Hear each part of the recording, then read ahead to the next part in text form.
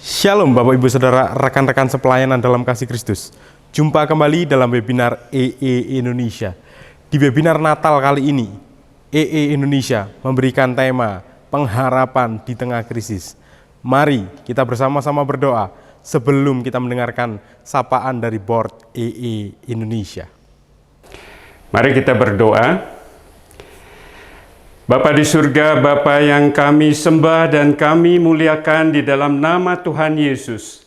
Kami sungguh bersyukur ya Tuhan, karena Engkau adalah Allah pencipta, Allah yang berdaulat, Allah yang mengatur setiap kami yang sudah Engkau ciptakan dengan sempurna. Kami bersyukur ya Tuhan, di mana setiap langkah yang kami hadapi di Indonesia, walaupun banyak tantangan dan pergumulan yang terjadi di bumi Nusantara ini, di mana konflik yang terjadi belum mereda, bahkan banyak sekali kesulitan, bencana alam yang terjadi, bahkan hampir 2 tahun adanya pandemi COVID yang terus belum mereda. Tuhan, kami bersyukur karena Engkau hadir dan mengontrol setiap kami. Terima kasih ya Tuhan, karena Engkau adalah Allah yang begitu mulia. Engkau rela meninggalkan surga yang begitu mulia, datang ke dunia yang fana ini untuk menghadirkan shalom di antara kami.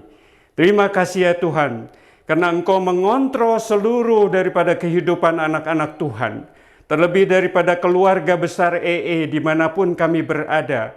Kami bersyukur ya Tuhan, di tengah segala sesuatu yang tidak menentu, kami tetap diberikan kesempatan merayakan akan Natal di tahun 2021 ini. Terima kasih atas anugerah demi anugerah yang hadir di dalam keluarga besar EE Indonesia ini. Kami menyerahkan seluruh acara Natal kami ini dari setiap acara ke dalam tangan pimpinan Bapa di surga. Segala puji, hormat, syukur, kemuliaan kami kembalikan bagi Bapa di surga yang mengatur dan memimpin setiap kehidupan kami. Amin. Shalom Bapak Ibu yang dikasih Tuhan, kita keluarga EE dimanapun kita berada, kita bersyukur. Jikalau pada tahun ini walaupun kita tidak bisa bertatap muka di dalam perayaan Natal ini, namun Tuhan sudah menganugerahkan begitu luar biasa media komunikasi, walaupun melalui YouTube kita bisa menikmati acara Natal tahun 2021 ini. Dan kita juga patut bersyukur karena tema Natal yang sangat spesial tahun ini, yaitu pengharapan di tengah krisis, yang akan dibawakan oleh Pendeta Dr. Agus Gunawan. Dan kita juga bersyukur karena justru di dalam pandemi COVID-19 ini, kita yakin Tuhan kita mengontrol seluruh kehidupan anak-anak Tuhan. Justru di tengah-tengah COVID-19 ini, krisis membawa dampak, di mana banyak orang-orang menyambut kehadiran Injil Kristus, dan mereka sungguh diubahkan hidupnya, mau untuk menerima Yesus sebagai Tuhan dan Juru Selamat. Teman-teman sekalian di dalam keluarga EE Indonesia, mari di dalam Natal ini kita bersyukur kepada Tuhan, karena kasih Kristus tidak pernah berkesudahan, dan kasih Kristus terus menyertai setiap kami.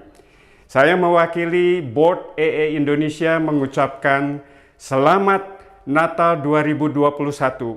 Biarlah Natal di tahun ini membawa satu sukacita yang besar, karena Tuhan kita adalah Tuhan Immanuel. Kiranya segala puji, hormat, syukur, kemuliaan kita kembalikan bagi Bapa di surga yang telah hadir dengan sungguh-sungguh dengan kasih yang tanpa syarat di dalam setiap diri saya dan saudara-saudara sekalian. Amin. Kita hidup dalam dunia yang sudah rusak karena dosa. Tantangan, penderitaan, pergumulan, krisis tak akan terhindarkan. Tetapi kita bersyukur di dalam Kristus kita memiliki pengharapan.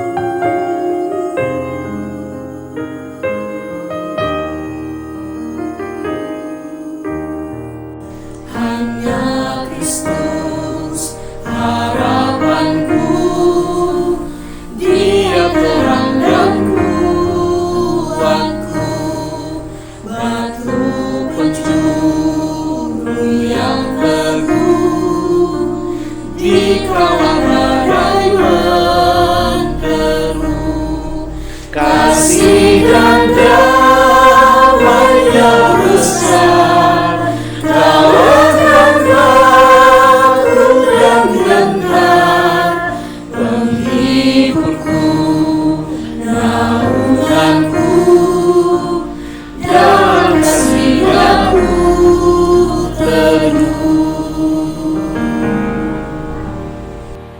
Hanya Kristus yang bersedia turun menjadi manusia, datang selamatkan umatnya, walau hina dicerca.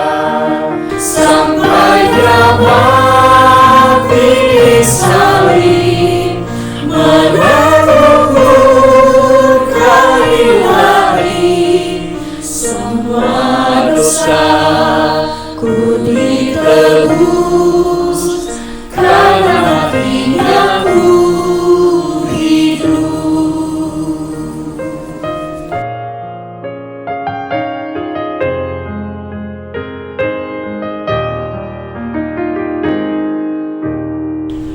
Terbaring di makam gelap, tubuh sang berandung dia, hingga tiba hari mulia, dari kuburnya bangkitlah,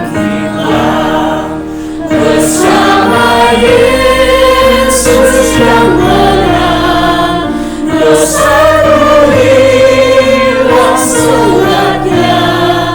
Dia milikku, ku miliknya, dibebas dalam darahnya.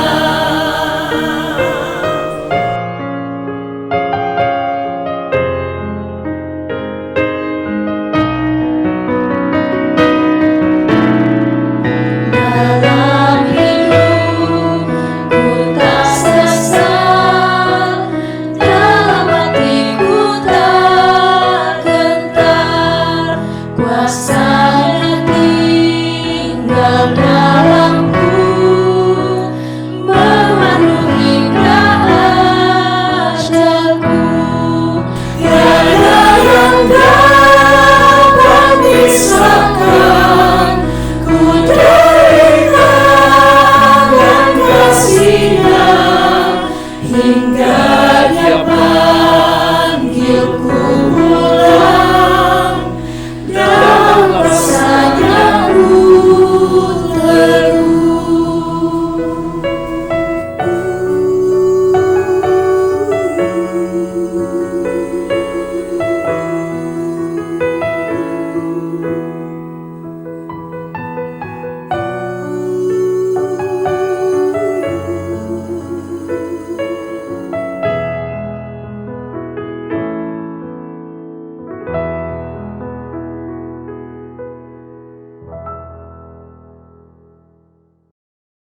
Kita akan diberkati, dikuatkan, dan diteguhkan melalui kebenaran firman Tuhan yang akan disampaikan oleh Pendeta Agus Gunawan, PhD.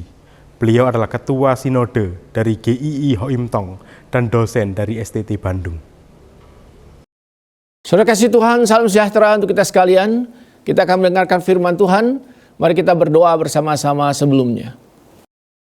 Tuhan Bapa di surga, terima kasih untuk Natal tahun ini, di mana kami boleh bersama-sama memperingati kelahiran Tuhan Yesus ke dalam dunia ini.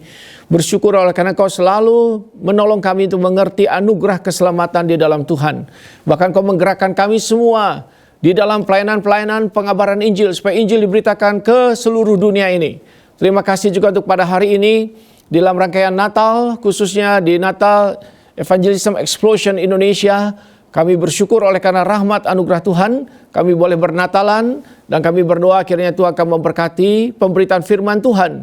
Engkau menolong setiap kami untuk semakin mengerti visi misi Tuhan yang sudah datang ke dalam dunia dan sudah menyelamatkan kami. Berkati setiap kami Tuhan, dengarkan doa kami dalam Tuhan Yesus kami berdoa. Amin. Saudara kasih Tuhan, kita akan bersama-sama membuka firman Tuhan dari Lukas pasal 2 ayat 1 sampai ayat yang ke-7. Lukas 2 ayat 1 sampai 7. Demikian firman Tuhan. Pada waktu itu Kaisar Agustus mengeluarkan suatu perintah menyuruh mendaftarkan semua orang di seluruh dunia.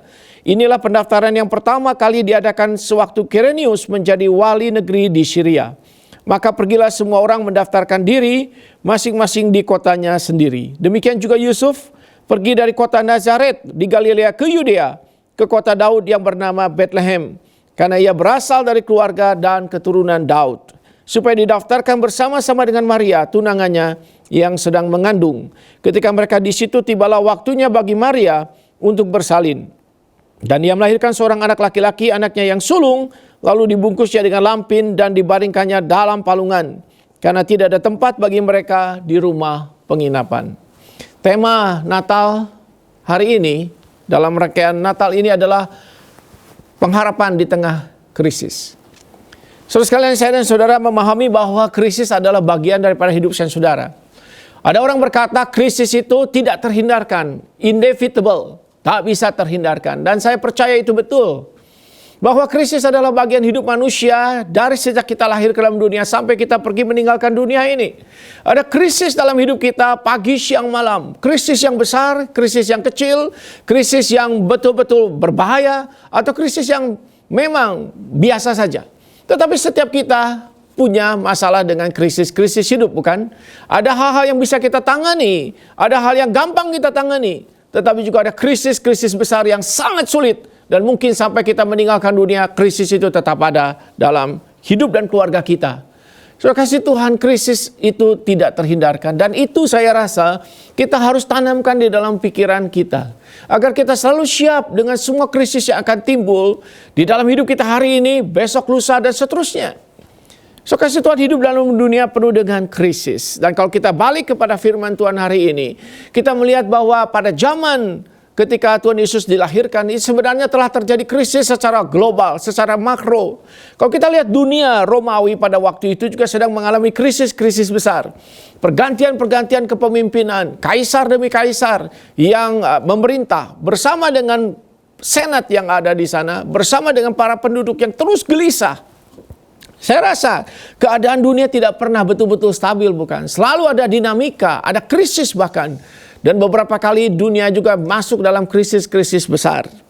Jadi di skala makro, secara global, krisis itu terus terjadi. Tetapi juga dalam krisis hidup rumah tangga, itu juga bisa seringkali terjadi, bukan? Di dalam pasangan hidup dan seterusnya. Dan itu terjadi dengan Yusuf dan Maria. Sebagai suami istri, waktu itu baru bertunangan mereka.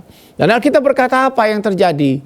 Karena Yusuf menemukan Maria itu sudah mengandung. Dan terjadilah krisis. Mereka yang semula akan lebih diresmikan di dalam pernikahan kudus, karena mereka sebelumnya bertunangan, sekarang mengalami persoalan oleh karena Yusuf begitu kebingungan. Maria itu mengandung. Dan tentu sebagai laki-laki ada kecurigaan, dari mana ini? Kenapa bisa mengandung? Apakah Maria itu selingkuh? Dan seterusnya, apakah dia tidak setia? Tetapi malaikat Tuhan datang kepada Yusuf dan berkata bahwa kandungannya adalah dari Roh Kudus. Bahwa Maria itu setia kepada Yusuf, setia. Dan Maria sudah menyiapkan hidup dia untuk dipakai Tuhan.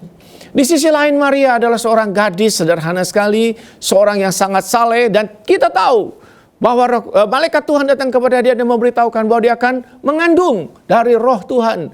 Dan apa yang terjadi? Dan dikatakan Roh Tuhan akan menaungi dia. Dan betul, dia kemudian mengandung, dan dikatakan bukan dari benih laki-laki, bukan dari benih Yusuf, karena mereka belum menikah dan tidak bersetubuh. Dan kita mengatakan terjadi mujizat. Dan dalam teologi bicara soal namanya conception. Suatu inkarnasi, suatu peristiwa hebat di dalam tubuhnya Maria.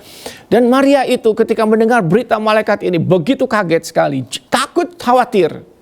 Tetapi malaikat berkata, jangan khawatir, karena the Lord's countenance, karena ada Tuhan yang menaungi dia. Dia tidak usah ragu tentang kehamilan itu.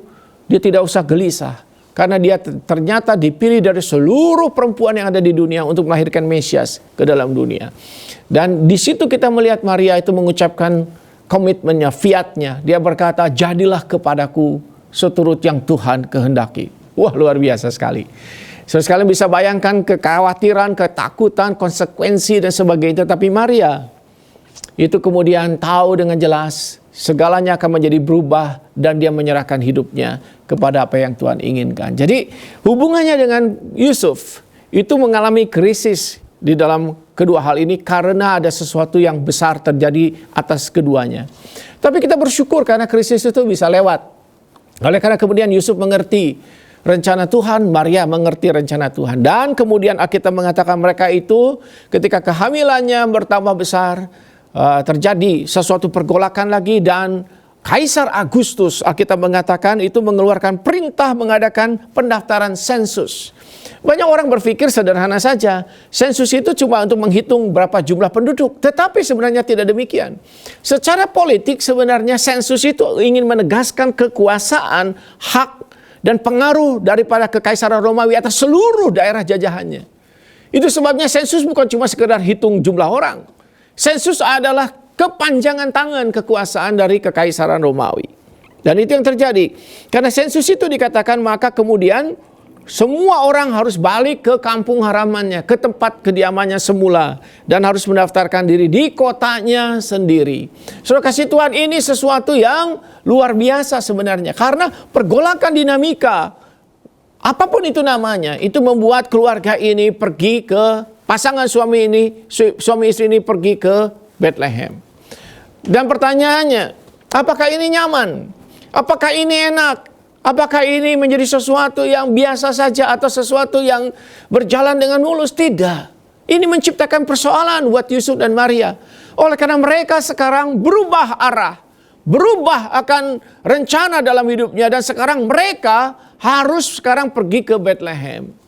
Nah, sekali lagi saudara sekalian, hidup memang demikian, bukan? Saudara bisa punya rencana, saudara punya idealisme, saudara punya mungkin planning yang terbaik, strategi yang terbaik. Tapi hidup kan tidak seperti itu. Itu di luar kendali saudara. Itu sebabnya kenapa saudara akhirnya harus memahami krisis selalu akan terjadi dalam hidup. Nah, dalam hal ini saya mau angkat 3 perkara yang luar biasa dalam konteks ini. Pertama, bahwa dalam krisis ada pengharapan dari Tuhan. Saudara perhatikan bahwa di dalam bagian ini sebenarnya Yusuf dan Maria berada dalam situasi yang tidak mudah. Mereka bukan orang hebat, orang raja atau bangsawan yang punya begitu banyak orang untuk bisa diandalkan oleh mereka. Mereka orang biasa saja. Dan ketika harus balik ke Bethlehem, saya tidak bisa membayangkan, karena situasinya mungkin begitu sulit pada zaman itu sekalian. Mereka harus balik ke Bethlehem, dan Alkitab mengatakan bahwa mereka itu tentu saja harus melewati perjuangan-perjuangan sekarang untuk menjalani panggilan Tuhan, khususnya untuk mereka itu menghadapi hari ke hari. Dalam hidup saudara ada banyak perkara yang sebenarnya kita sadar akhirnya itu di luar kendali saudara. Ada keterbatasan saudara.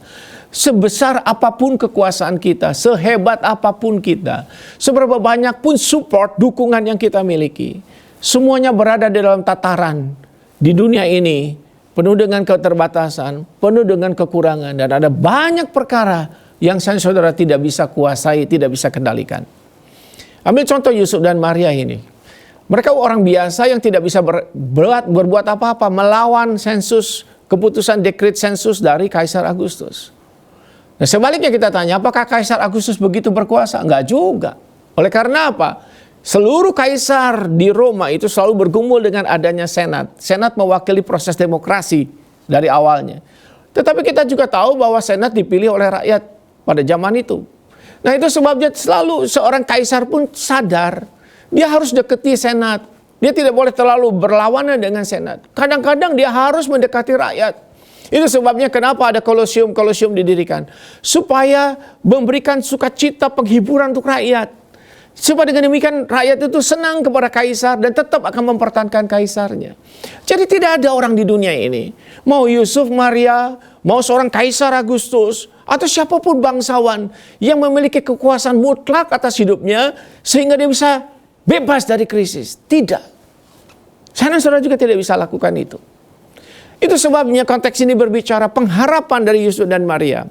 Tidak datang dari siapa yang dia bisa andalkan. Pengharapan itu betul-betul datangnya selalu dari Tuhan. Kenapa dari Tuhan? Karena dia adalah Tuhan yang perkasa, Tuhan yang berkuasa, Tuhan yang melindungi, Tuhan yang memimpin segala sesuatu dalam dunia ini. Dia adalah God, Allah yang bisa melakukan providensia. Dia menopang segala sesuatu dengan tangan kuasanya. Dan tidak ada sesuatu terjadi di luar izin dia. Itu sebabnya hanya Tuhan yang menjadi sumber pengharapan kita di tengah-tengah krisis. Dan saya percaya kita sudah belajar bukan cuma dari Alkitab, belajar dari pengalaman hidup. Bahwa saudara bisa pada satu saat menyerah dan mengakui tanpa Tuhan tidak bisa apa-apa. Siapa saja. Pengharapan kita datangnya dari Tuhan. Maka kita berkata berbahagialah mereka yang berharap kepada Tuhan. Berbahagialah mereka yang berharap kepada Tuhan. Bukan kepada pasukan kuda, kepada kekuasaannya. Maka Mazmur juga berkata, sia-sialah orang yang pengharapannya itu kepada dirinya, kepada kemampuannya menjaga kota, membangun rumah, membuat usaha. Bukan berarti itu tidak berarti.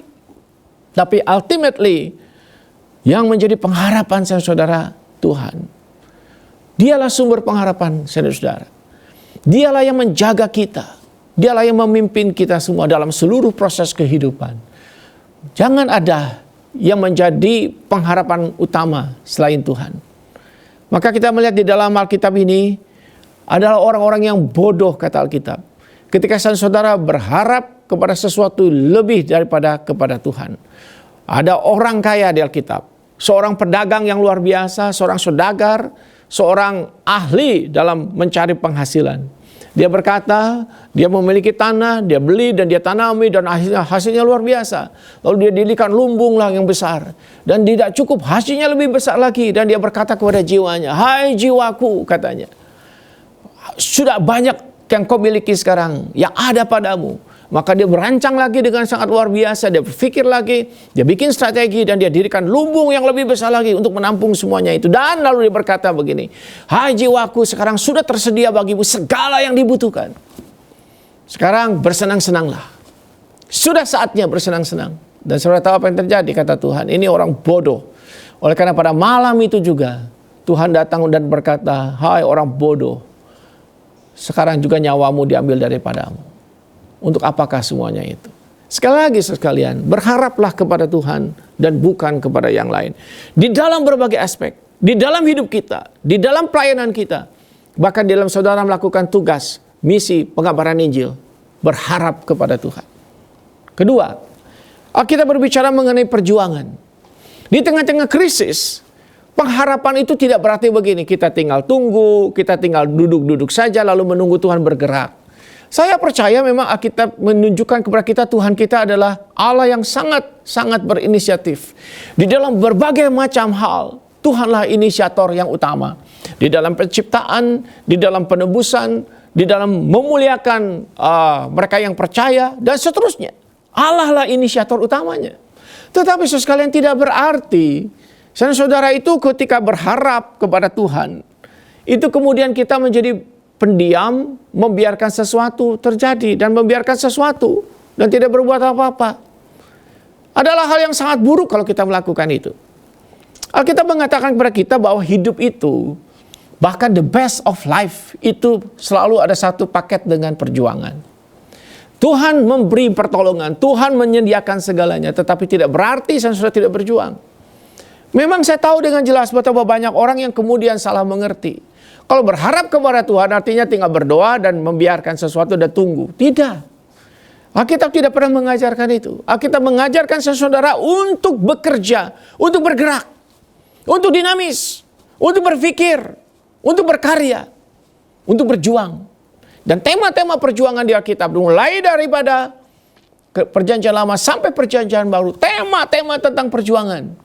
Dan tidak ada orang yang berhasil diberkati Tuhan tanpa perjuangan.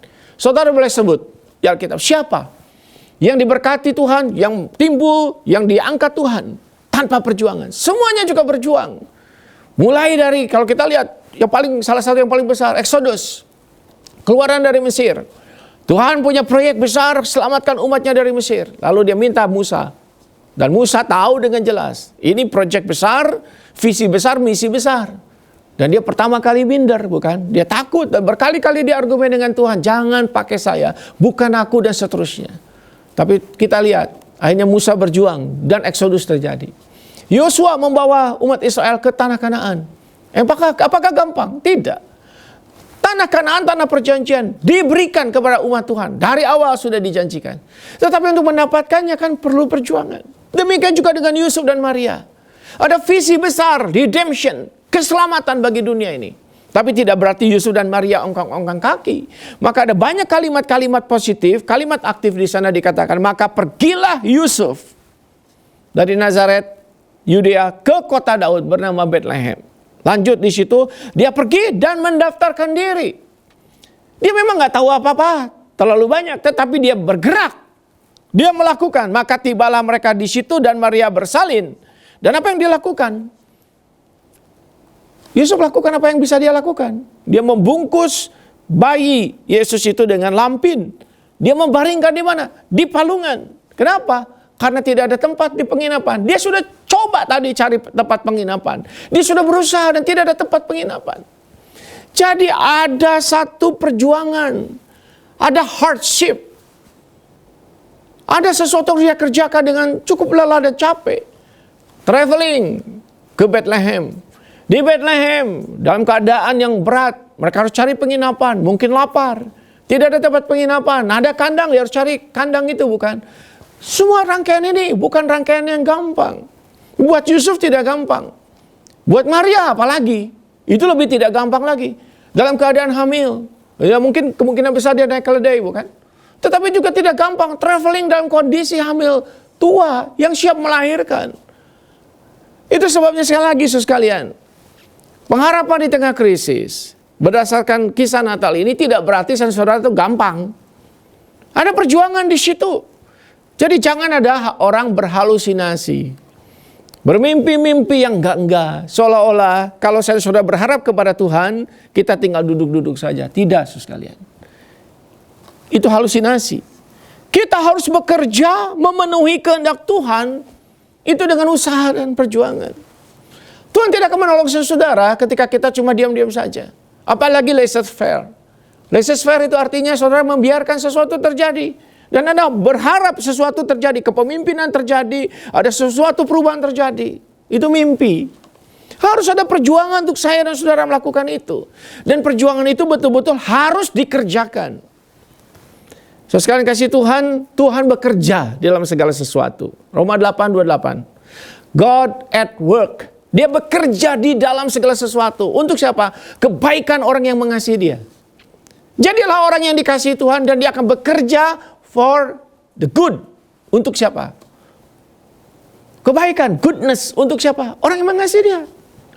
Tetapi tidak berarti kita diam-diam saja. Tuhan sudah bekerja di dalam segala sesuatu. Amin. Tapi saudara diam-diam saja, kan nggak begitu. Kita mesti bekerja. Kita percaya Tuhan menggunakan segala sesuatu. Itu sebabnya kita juga mesti belajar seperti itu. Saudara sekalian, kita seperti itu menggunakan segala sesuatu untuk bisa menggenapkan apa yang menjadi kehendak Tuhan dalam hidup kita.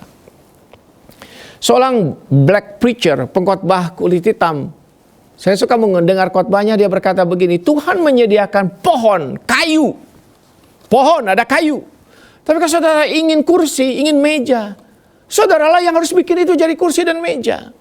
Jangan menyuruh Tuhan untuk selesaikan semua urusan saudara tanpa saudara berbuat sesuatu. Kita ingin Injil diberitakan. Kita ingin banyak orang bisa kenal Tuhan Yesus, diselamatkan. Ada usaha kita. Dan usaha itu tentu saja mesti cukup melelahkan. Cukup capek mungkin. Kita perlu berpikir keras. Kita mesti bagaimana merencanakan dengan baik. Bagaimana kita tuh menerobos kesulitan. Bagaimana membuat sesuatu yang stagnan menjadi bergerak kembali. Bagaimana membuat sesuatu itu menjadi efektif, menjadi efisien. Bagaimana sesuatu itu diberkati Tuhan dan menjadi kenyataan dalam dunia ini. Orang-orang diberkati oleh Tuhan. Kita rindu orang berubah, ada usaha untuk melakukan itu. Cuma sayang, seringkali usaha kita terlalu kecil. Belum mencapai apa yang seharusnya. Dan yang lebih parah lagi, saya tahu ada orang-orang bermimpi-mimpi yang berharap sesuatu terjadi tanpa usaha sama sekali. Kalau saya sudah mengharapkan sesuatu yang extraordinary terjadi, maka harus ada usaha yang extraordinary. Seorang pengkhotbah pernah saya dengarkan berkata begini, kalau kamu, dia katakan, want to have something extraordinary, ingin sesuatu yang extraordinary, kita harus lakukan juga yang extraordinary. Maka dia katakan adalah insanity ketidakwarasan, saudara expect something extraordinary, tetapi dengan ordinary efforts. Kalau saudara mengharapkan sesuatu yang extraordinary, tetapi dengan cara-cara yang ordinary, dia katakan itu insanity, itu ketidakwarasan. Wow, kalimatnya keras ketika saya dengarkan. Tetapi saya rasa benar. Berapa banyak di antara kita yang mengharapkan hal yang terbaik, tetapi tidak berpikir yang terbaik, tidak melakukan yang terbaik, tidak mempersiapkan yang terbaik. Saya selalu kagum dengan tentara-tentara, kagum dengan atlet-atlet, saya kagum dengan mereka yang mau masuk menjadi atlet olimpiade. Dan lihatlah perjuangan mereka, mempersiapkan semuanya. Saya kagum dengan orang-orang sukses di dunia ini, di dalam dunia bisnis, dalam banyak area. Mereka adalah orang-orang yang menurut saya bukan orang-orang yang biasa. Mereka berpikir keras, merencanakan keras, mengembangkan kapasitas yang lebih lagi, dan seterusnya. Bukan orang-orang biasa. Kita baca Ibrani pasal 11. Kita sangat suka bukan dengan tokoh-tokoh iman yang diceritakan di sana. Satu-satu saudara perhatikan ketika ditulis Musa, Gideon, Nuh, dan seterusnya banyak di situ kan. Catatan tentang tokoh-tokoh iman di Ibrani 11. Nah mari coba saya mempelajari satu-satu kehidupan mereka. Mereka adalah orang-orang yang extraordinary di dalam iman kepada Tuhan. Extraordinary di dalam perjuangan bagi Tuhan. Extraordinary di dalam menggenapkan apa yang Tuhan inginkan dalam hidup mereka. Maka sekalian dikasih Tuhan, pengharapan dalam krisis. Di tengah krisis. Tidak berarti saudara diam. Sebaliknya itu memiliki satu paket dengan perjuangan kita. Dan yang ketiga dalam bagian ini. Kita melihat pada akhirnya sesuatu itu terjadi kalau saudara betul-betul setia di tengah-tengah krisis. Pengharapan di tengah-tengah krisis. Kadang-kadang ketika kita di tengah krisis, kita ini betul-betul merasa seperti orang buta, tidak bisa melihat. Bahkan jarak 1 meter, 2 meter ke depan kita tidak tahu. Besok lusa kita tidak tahu. Tetapi ada satu hal sekalian, ketika saudara setia mengerjakan apa yang kita tahu dengan maksimal dan berdoa berharap, Tuhan itu bekerja. Saya kalau membaca teks ini di dalam Lukas 2 ayat 1 sampai 7, teks itu sangat simpel sekali. Lukas mencatatnya itu tidak dengan flowery ya, tidak membuatnya seperti berbunga-bunga, tetapi simpel-simpel saja. Tetapi yang simpel ini ayat 6, ayat 7, ketika tiba waktunya, Maria bersalin, dia melahirkan seorang anak laki-laki, lalu anaknya anak sulung, lalu dibungkus dengan lampin, dibaringkan dalam palungan, dan seterusnya. Cuma begitu aja. Tapi saudara sekalian, apa yang kelihatannya biasa di tengah-tengah krisis, tapi dilakukan dengan setia, dan karena itu yang maksimal bisa dilakukan. Tuhan itu memberkati. Do the best dalam segala situasi. Lakukan. Dan saya suka dengar ada orang-orang idealis yang berpikir terlalu jauh dan tidak mengerjakan apa-apa. Tetapi saya melihat bagaimana Tuhan bisa bekerja ketika saudara mengerjakan bagian saudara. Kerjakan saja bagian itu dengan sungguh-sungguh. Bagian Yusuf, bagian Maria itu berbeda-beda. Perannya berbeda-beda, tetapi mereka setia lakukan itu. Zakaria dan Elizabeth, mereka lakukan bagian itu. Dan lahirlah Yohanes Pembaptis juga yang dipakai Tuhan menjadi pembuka jalan bagi Mesias, bagi Kristus. Setiap orang mengambil bagian. Just do it. Lakukan itu dengan sungguh-sungguh. Ketika saudara memiliki bagian itu dengan sungguh-sungguh dan mengerjakannya, disitulah mengalir caranya Tuhan. Tuhan itu seringkali menggunakan segala sesuatu sebagai sesuatu yang sifatnya orkestratif ya. Itu kayak seorang pemimpin orkestra sekalian. Saudara mungkin pemainnya, saudara cuma memainkan cello, saudara memainkan biola, saudara memainkan bagian, mungkin di situ ada bagian piano. Setiap kita mengambil bagian gitu, dan biarkan Tuhan yang menjadi pemimpin orkestra itu yang akan merancang semuanya dan akan mendorong sesuatu yang baik terjadi. Maka dalam penginjilan yang saya dan saudara kerjakan pada hari ini, kita tidak tahu efek yang ada di balik ini semua, bukan? Tidak tahu. Kita bukan orang yang memiliki kemampuan untuk membaca 20 tahun ke depan, 10 tahun, 50 tahun ke depan. Saya rasa nggak banyak dan hampir nggak ada orang bisa lihat dengan jelas. Tetapi saya mengetahui bahwa sekalipun kita tidak tahu efek ke belakang, sebesar apa pengaruh yang kita kerjakan, ketika dengan setia saya lakukan itu, Tuhan menggunakan itu menjadi sesuatu yang luar biasa. Saya suka bertanya kepada mereka yang berhasil, apa yang mereka kerjakan. Kebanyakan di antara mereka juga tidak tahu bahwa sesuatu itu akan kemudian bergulir menjadi sesuatu yang besar dan indah. Jarang menurut saya ada orang-orang yang kemudian sangat extraordinary karena mereka sudah jauh-jauh hari melihat dan merancang dengan detail. Ada banyak perkara dalam hidup ini yang sangat fluktuatif sekali, sangat dinamis sekali, dan membuat saya saudara tidak bisa membuat planning yang hebat. 2 tahun lalu kami sudah punya planning tentang begini pelayanan, tentang begitu penginjilan. Tetapi hari ini kita harus menyadari semua planning itu tidak berjalan. Kenapa? Karena ada pandemi COVID, bukan? Kita tidak tahu, bukan? Tetapi yang penting akhirnya kita ngerti. Tuhan mengarahkan juga di tengah-tengah pandemi COVID ini untuk berpikir bagaimana penginjilan bisa lebih efektif dikerjakan. Itu sebabnya ada pelayanan-pelayanan baru yang sifatnya digital, online, dan sebagainya. Yang dulu kalau keadaan biasa tidak mungkin terjadi kelihatannya. Tetapi Tuhan sudah merancangkan itu yang menjadi sesuatu yang terjadi. Tuhan kaya dengan berbagai macam cara untuk menolong saudara menggenapkan apa yang menjadi kehendaknya. Tuhan penuh dengan rencana untuk saudara. Tapi pertanyaannya di mana saudara? Saya percaya bahwa Tuhan sudah memakai akan pelayanan Evangelism Explosion yang sudah bertahun-tahun melayani dengan setia dan banyak orang sudah dipakai Tuhan, diberkati Tuhan. Dan saya percaya juga ke depan kita juga bisa lebih lagi dipakai oleh Tuhan. Mari kita kerjakan dengan setia di tengah-tengah segala krisis. Ada orang kehilangan pengharapan di tengah krisis. Saya percaya kita tidak perlu lakukan itu. Sekali lagi karena pengharapan kita bukan pada diri kita, tapi pada Tuhan. Dan kita juga percaya di balik krisis itu ada banyak hal baru, hal indah yang sebenarnya Tuhan sudah sediakan bagi kita. Cuma mungkin hari ini kita belum lihat sepenuhnya. Ada banyak orang yang kemudian lewati krisis ini berkata, Pak, kalau tidak ada krisis ini, tidak ada sesuatu yang positif terjadi. Kita juga tahu bahwa krisis tidak selalu baik buat kita, tetapi selalu ada kebaikan Tuhan di balik semuanya itu. Kalau saya dan saudara mau terbuka kepada Tuhan. Kiranya saya dan saudara betul-betul kita belajar dari teks firman Tuhan ini. Krisis bisa terjadi kapan saja, at any time. Tapi kita punya Tuhan yang juga bekerja at any time. Dia tidak pernah lelah, dia tidak pernah tertidur, dia tidak pernah mengantuk. Dia selalu bersama dengan saudara menghadapi hidup ini, menghadapi pelayanan, menghadapi tugas-tugas penginjilan kita.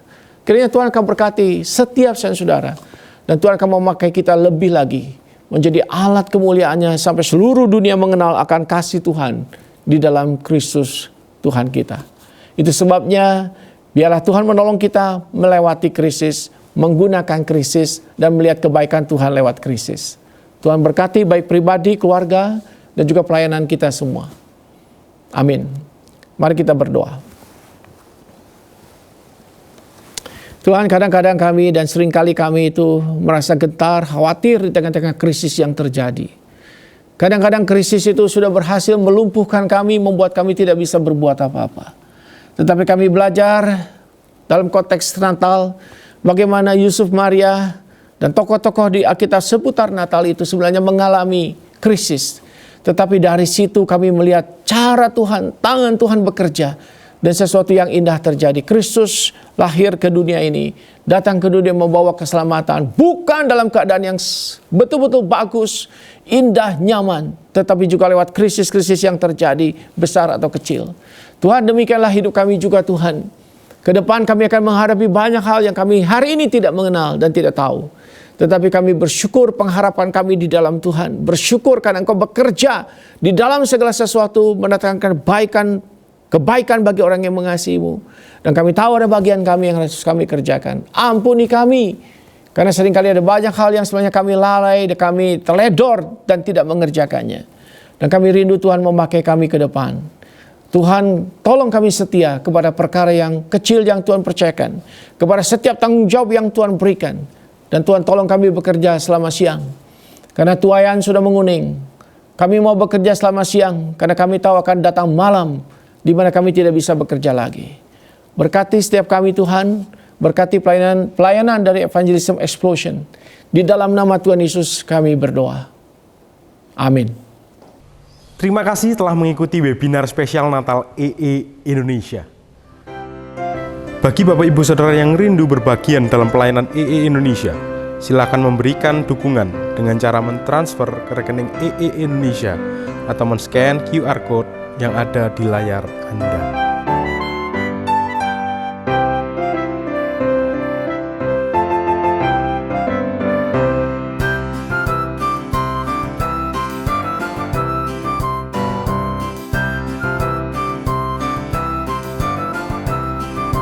Seluruh keluarga besar EE Indonesia mengucapkan selamat Natal dan selamat menyongsong tahun baru. Tuhan Yesus memberkati.